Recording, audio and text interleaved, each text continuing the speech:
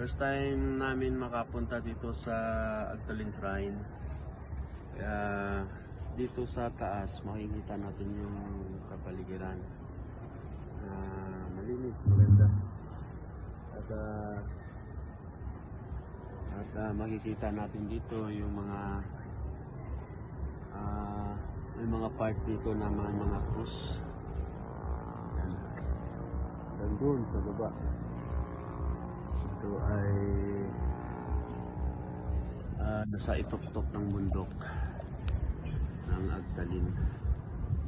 Kaya salamat at nabigyan kami ng pagkakataon na makapunta sa lugar na ito para makapag-vlog kami, makita din pati ang lugar personal kung gaano siya kaganda.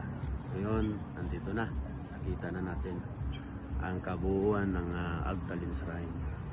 Thank you.